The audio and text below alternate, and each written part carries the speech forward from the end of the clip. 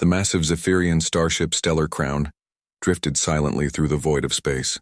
Alex Chen stood at the observation deck, watching distant stars sparkle like diamonds against the black canvas of space. The human engineer had been aboard the alien vessel for 2 weeks now, part of the first diplomatic mission between Earth and the Zephyrian Empire. Alex adjusted the translation device clipped to his collar and walked toward the engine bay. The Zephyrians were fascinating people. They stood nearly 8 feet tall with silver-blue skin that shimmered in the ship's artificial light. Their eyes were large and golden, and they moved with a grace that reminded Alex of dancers.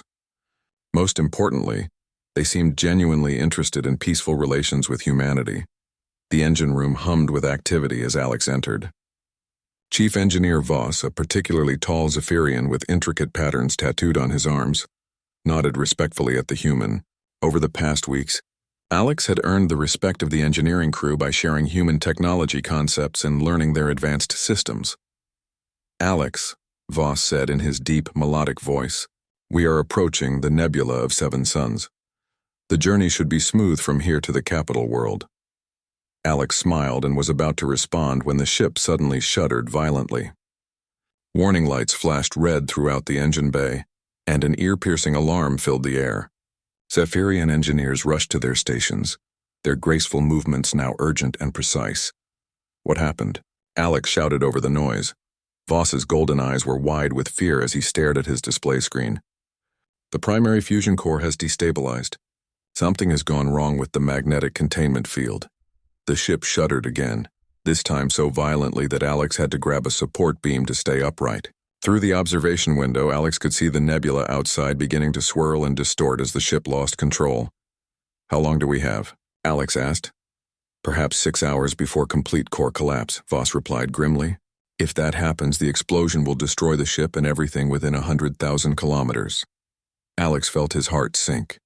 There were over 1,000 beings aboard the Stellar Crown, including the Zephyrian royal family and the human diplomatic team. The nearest planet was days away, and their escape pods could not carry everyone to safety in time. "Can you repair it?" Alex asked. Voss shook his head slowly. "The damage is too severe. The containment field generators are located deep within the core chamber. The radiation levels there would kill any of us within minutes." Alex stared at the diagnostic displays, his mind racing. The Zephyrian technology was advanced, but their approach to engineering was different from human methods. They built elegant, efficient systems that worked perfectly under normal conditions. Humans, on the other hand, had learned to build things that could be fixed, modified, and jury-rigged when everything went wrong. "Show me the containment field schematics," Alex said quietly. Voss pulled up the technical drawings on his screen. Alex studied them carefully, comparing them to human fusion technology in his mind. The principles were similar, but the Zephyrian design relied on precise calibration and delicate balance. "There," Alex pointed to a section of the display. "If I could reach the secondary control nodes and reroute power through the backup systems, I might be able to stabilize the field long enough for proper repairs." "Alex, no," Voss said firmly. "The radiation in that chamber will kill you. We cannot ask this of you." Alex looked around the engine room at the Zephyrian engineers. These beings had welcomed humans with open arms, offering friendship and knowledge. Their children were aboard this ship. Their families. Their future. "You are not asking," Alex said calmly. "I am volunteering." Before anyone could stop him, Alex ran toward the equipment locker and began pulling on a radiation suit. The Zephyrian suits were too large for his human frame, but he managed to seal it properly. Voss and the other engineers tried to talk him out of it, but Alex was already moving toward the core chamber access hatch. "The radiation will overwhelm the suit's protection within an hour," Voss warned desperately. "Then I better work fast," Alex replied with a grim smile. The access tunnel to the core chamber was narrow and filled with pipes carrying superheated plasma. Alex crawled through the maintenance shaft, his suit's radiation detector clicking faster and faster as he approached the chamber. The clicking soon became a steady buzz, then a continuous whine. When Alex finally reached the core chamber, the sight took his breath away. The fusion core hung suspended in the center of the room like a miniature star, brilliant white energy contained within a failing magnetic field. Electricity arced between the containment nodes, and the air itself seemed to shimmer with deadly radiation. Alex pulled out his tools and got to work. His human hands, smaller and more nimble than Zephyrian fingers, were able to reach components that the alien engineers could never access. He rerouted power cables, bypassed damaged circuits, and began the delicate process of rebalancing the magnetic field. Hours passed in the blazing heat of the core chamber. Alex's radiation suit began to fail, its cooling system overwhelmed by the intense energy. His hands shook from radiation sickness, but he continued working. Every connection had to be perfect. Every calculation had to be exact. Through his communication device, Alex could hear the worried voices of the engineering team. The ship's shaking had grown worse, and they estimated only 2 hours remained before core collapse. Alex ignored the pain in his body and focused on the work. With 30 minutes to spare, Alex managed to stabilize the containment field. The deadly arcing stopped, and the fusion core settled into a steady, controlled burn. The ship's shaking ceased, and the emergency alarms finally went silent. Alex collapsed against the chamber wall, his body racked with radiation poisoning but alive. The Zephyrian engineering team rushed in with medical equipment and carefully carried him to the ship's medical bay. For 3 days, Alex drifted in and out of consciousness as the Zephyrian doctors worked to save his life. Their medical technology was advanced enough to reverse most of the radiation damage, but the process was slow and painful. On the 4th day, Alex finally woke up feeling almost normal. The medical bay was filled with flowers and gifts from grateful Zephyrian crew members. Voss sat beside his bed, the tall engineer's golden eyes bright with relief. "You saved us all," Voss said simply. "Every soul aboard this ship owes their life to your courage." Alex tried to sit up, still feeling weak. "Anyone would have done the same thing." Voss shook his head. "No, Alex, what you did goes beyond normal courage. You risked everything for people who were strangers to you just weeks ago." That evening, the ship's captain announced a celebration feast to honor Alex's heroism. Alex reluctantly agreed to attend, still feeling uncomfortable with all the attention. He put on his best clothes and made his way to the grand dining hall. The dining hall was magnificent, with crystal chandeliers hanging from a domed ceiling painted with scenes of Zephyrian history. Long tables filled with exotic food stretched across the room, and hundreds of Zephyrians had gathered to celebrate. Alex found a seat at one of the tables and tried to enjoy the various alien dishes. The Zephyrian food was surprisingly good, with flavors that reminded him of spices from Earth.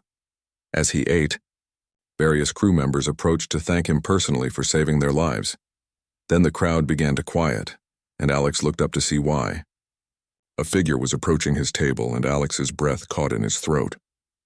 It was Princess Kira of the Zephyrian royal family. Princess Kira was breathtaking even by Zephyrian standards. Her silver-blue skin seemed to glow with an inner light, and her golden eyes held depths of intelligence and kindness. She wore robes of deep purple silk that flowed around her like liquid starlight. Intricate jewelry adorned her neck and arms, marking her royal status. The entire dining hall fell silent as the princess approached. Alex started to stand, but she gestured for him to remain seated. To his surprise, she sat down in the chair beside him. "Engineer Alex," she said in perfect English, her voice like music. "I am Princess Kira. I wanted to thank you personally for what you did." Alex felt his face grow warm. "Your Highness, I was just doing my job." The princess smiled, an expression that made her face even more beautiful. "No, what you did was far beyond any job. You saved my people. You saved my family. You saved me." She was quiet for a moment, her golden eyes studying his face. Then she leaned closer and spoke in a voice so soft that only Alex could hear. "My people say you are mine now." Alex felt his heart skip a beat. "I'm sorry, what?" Princess Kira's expression became serious, though still kind. "According to the ancient laws of my people, when someone saves your life through personal sacrifice, they become soul-bonded to your family line. You risked everything to save us, Alex. By our customs, you now belong to the royal house forever." Alex stared at her in shock. "I belong to you? Not as property," the princess said quickly, seeing his expression. "It is a bond of honor and protection. You would be welcomed as family, cared for always, and held in the highest respect. But yes, according to our laws, you can never leave us." Alex looked around the dining hall and noticed that the other Zephyrians were watching him with new expressions. Where before he had seen gratitude and friendship, he now saw something that looked almost like reverence. They were looking at him as if he were no longer just a human engineer, but something else entirely. Princess, Alex said carefully, I think there might be a cultural misunderstanding here. Perhaps, she admitted. But the law is clear. My advisors have already confirmed it. By saving the ship and everyone aboard through personal sacrifice, you have triggered the ancient bonding rite. It has not been invoked in over 2 centuries, but it still stands. Alex felt a growing sense of panic. He had come here as part of a diplomatic mission, representing Earth and humanity's first contact with an alien civilization. Now he was being told that he could never return home because of some ancient alien law he had never heard of. What exactly does this bonding mean? Alex asked. Princess Kira considered her words carefully. You would live among us as an honored member of the royal family. You would have wealth, status, and protection. You could continue your engineering work and would be given great respect. But you could never return to Earth without permission from the Royal Council, and such permission is rarely granted. And if I refuse? The princess looked sad. Refusing the bond would be considered a grave insult to our people. It would suggest that you do not value the lives you saved, that your heroic act was meaningless. It could destroy the alliance between our peoples. Alex felt the weight of the situation settling on his shoulders. He had saved the ship out of basic human decency, but now that act of heroism had trapped him in an alien culture he barely understood. Worse, refusing could damage relations between Earth and the Zephyrian Empire, potentially costing humanity a valuable ally among the stars. How long do I have to decide? Alex asked. The bonding ritual should take place within 7 days, Princess Kira replied. But Alex, please understand that this is not meant as punishment. My people see this as the highest honor. You would be cherished and respected for the rest of your life. Alex nodded slowly, his mind racing. The princess seemed genuinely concerned about his feelings, and he could see that she meant what she said about honor and respect. But the idea of never returning to Earth, of being bound to an alien royal family forever, filled him with dread. I need time to think, Alex said finally. Of course, Princess Kira said gently. She stood to leave, then paused and looked back at him. Alex, I know this is difficult for you, but please remember that my people value courage and sacrifice above all else. What you did in that core chamber proved that humans possess these qualities in abundance. That is why the bonding law exists, to ensure that such exceptional beings never leave us. As the princess walked away, Alex remained seated at the table, his mind spinning with the implications of what he had just learned.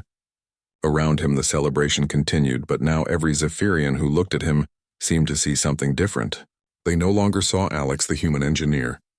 They saw Alex the soul-bonded, the property of the royal house, the hero who could never leave. Alex stood up and quietly left the dining hall, needing time alone to think.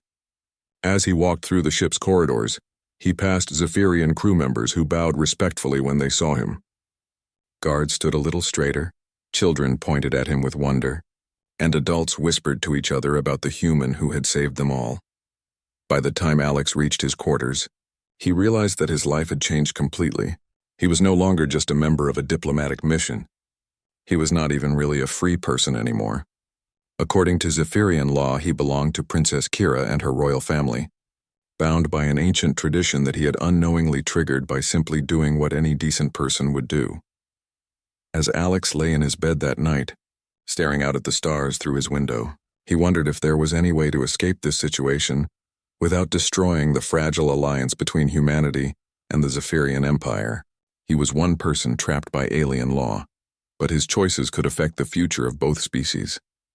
The princess had seemed kind and genuinely concerned about his well-being, but she was also clearly committed to upholding her people's traditions. Alex realized that he would need to find a solution that satisfied Zephyrian honor while preserving his own freedom. But as he drifted off to sleep, he had no idea how such a thing might be possible. Tomorrow, he would begin trying to find a way out of this impossible situation before the bonding ceremony made his captivity permanent. Alex woke up the next morning feeling like his entire world had changed overnight. The weight of his situation pressed down on him as he got dressed and prepared to face another day aboard the Zephyrian ship. He was no longer just a human engineer on a diplomatic mission. According to alien law, he now belonged to the royal family forever. After a quick breakfast, Alex decided to learn more about Zephyrian culture and the bonding law that had trapped him. He made his way to the ship's vast library, a magnificent room filled with crystalline data storage devices that glowed softly in organized rows. The Zephyrian librarian, an elderly female named Nala with silver hair and kind eyes, greeted him with a deep bow that made Alex uncomfortable. "Honored soul bonded," she said formally. "How may I serve you?" "Please just call me Alex," he said quickly. "I would like to learn about your bonding laws and their history." Nala's eyes brightened with interest. "Of course. The soul bonding tradition is one of our most ancient and sacred customs." She led him to a quiet section of the library and activated several data crystals. Holographic images appeared in the air, showing scenes from Zephyrian history. Alex watched as Nala explained the origins of the bonding law. "Long ago, our people were warriors," Nala began. "We fought constant battles across many worlds. During those dark times, it was common for soldiers to save their comrades in battle, only to abandon them later when the fighting moved elsewhere. The hologram showed ancient Zephyrian warriors in primitive armor, fighting with energy weapons across alien landscapes. Too many heroes were left behind to die alone after their rescuers moved on to new battles." Nala continued sadly. "So our ancestors created the soul bonding law. Anyone who saved a life through personal sacrifice became permanently responsible for that person's welfare. It forced our warriors to think carefully before abandoning those they had saved." Alex studied the images carefully. "But that was during wartime when you were a different people." "Yes," Nala agreed. "We have been peaceful for over 1,000 years now. The bonding law is rarely used, but it remains part of our core legal code. Many of us consider it outdated, but the Royal Council maintains all ancient traditions." This gave Alex hope. If many Zephyrians thought the law was outdated, perhaps there was a way to challenge it without insulting their culture. "Has anyone ever been released from a soul bond?" Alex asked. Nala thought for a moment. "Only once, about 600 years ago. A bonded person proved that their loyalty could be trusted without legal compulsion. They convinced the Royal Council to create an exception, but I do not remember the details." Alex felt his heart race with excitement. There was precedent for release from the bonding law. He just needed to figure out how to prove that humans could be trusted without being legally bound. Over the next few days, Alex threw himself into studying Zephyrian culture and history. He learned that their society valued honor, loyalty, and community above individual freedom. The concept of choosing to help others without legal obligation was foreign to them, because their warrior ancestors had proven that such choices could not be trusted. But Alex knew something that the Zephyrians did not understand. Humans had developed something unique in the galaxy: the ability to form genuine friendships and alliances based on mutual respect rather than legal bonds. Humans fought for each other not because they had to, but because they chose to. On the 4th day after the celebration feast, Alex requested a meeting with Princess Kira. She agreed to see him in her private study, a beautiful room with walls covered in star charts and ancient books. "Alex," she said warmly as he entered, "how are you adjusting to your new status?" "That is what I wanted to discuss with you, Princess," Alex said carefully. "I have been studying your culture and history, and I think there may be a misunderstanding about human nature." Princess Kira gestured for him to sit across from her at a small table. "Please explain." Alex took a deep breath. "Your bonding law was created because Zephyrian warriors could not be trusted to remain loyal without legal compulsion. But humans are different. We have something your ancestors never developed: the concept of chosen loyalty." "Chosen loyalty?" the princess asked, looking puzzled. "Yes," Alex said earnestly. "Humans fight for each other and sacrifice for each other not because we have to, but because we want to. We form friendships and alliances based on mutual respect and shared values. This kind of bond is actually stronger than any legal requirement, because it comes from the heart rather than from law." Princess Kira considered this carefully. "You are saying that humans can be trusted to remain loyal without being forced?" "Exactly," Alex replied. "When I saved your ship, I did not do it because of any law or requirement. I did it because I saw people in danger and knew I could help. That is how humans think. We choose to do the right thing because it is right, not because someone makes us do it." The princess was quiet for a long moment, her golden eyes studying Alex's face. "This is a fascinating concept, but how could we prove such a thing? The Royal Council would never accept such a claim without evidence."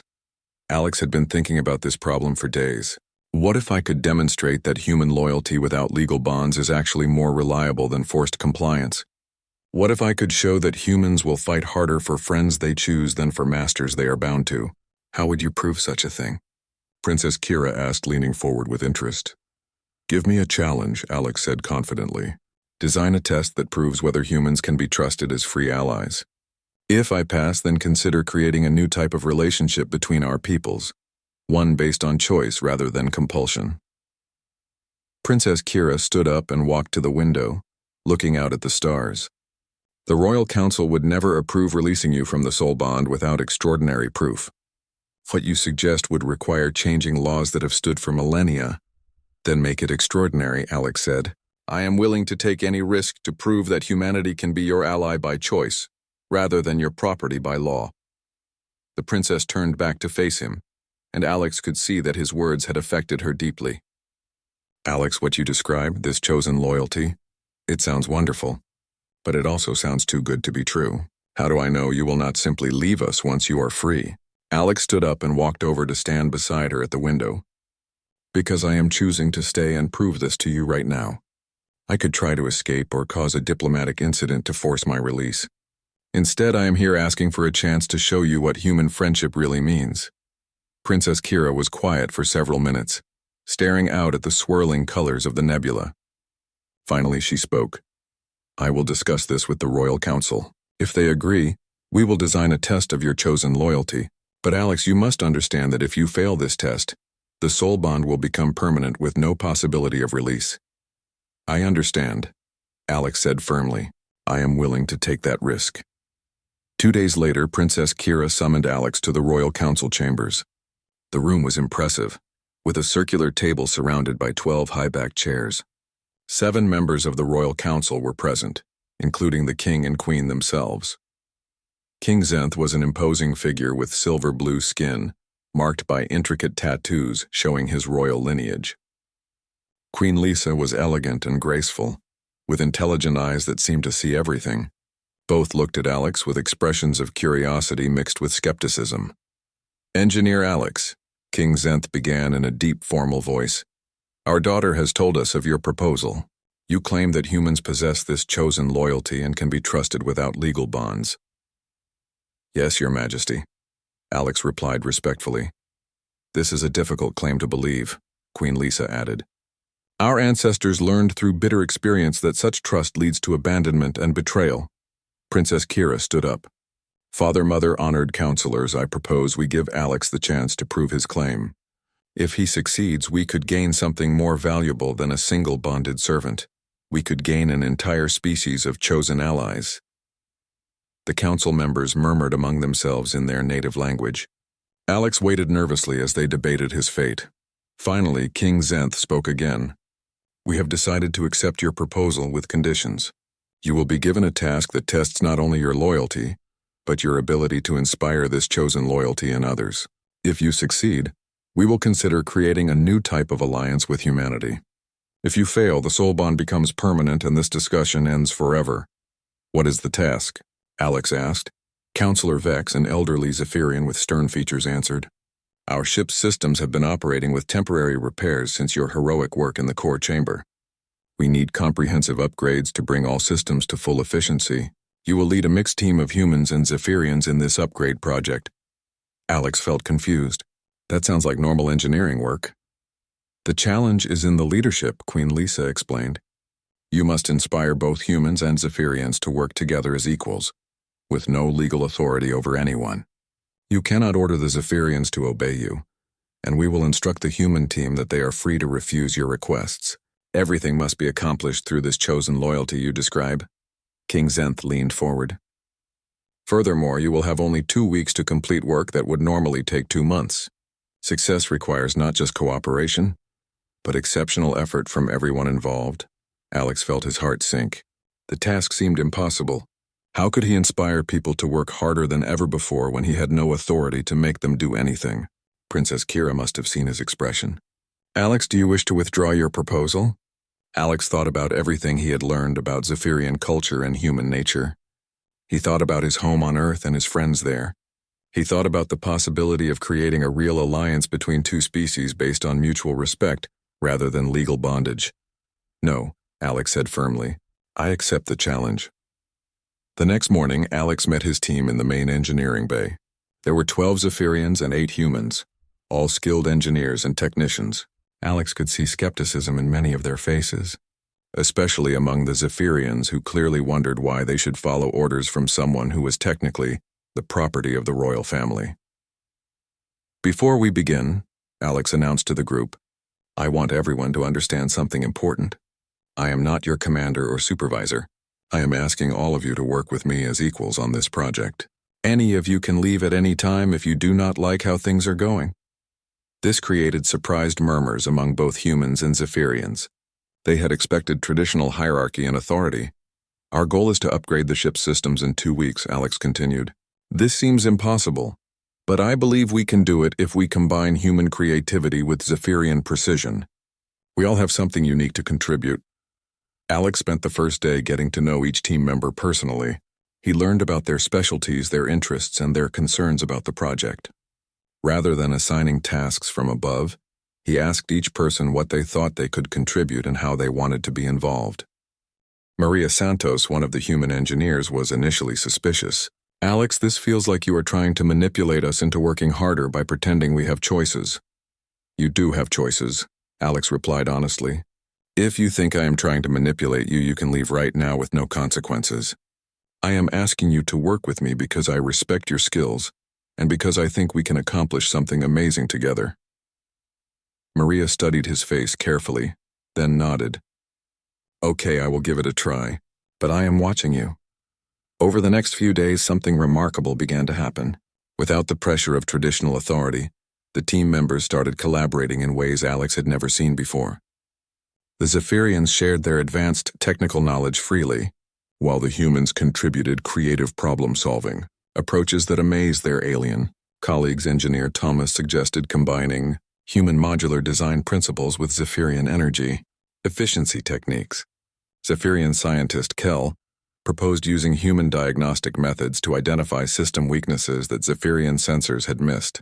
Soon, innovations were emerging from every conversation between team members. But the real test came on the 8th day of the project. Alex was working late in the engine bay when proximity alarms began blaring throughout the ship. He rushed to the bridge and discovered that 3 pirate vessels had detected the Stellar Crown and were moving to attack. Captain Rex, the ship's commander, quickly explained the situation. They are Void Reapers, the most dangerous pirates in this sector.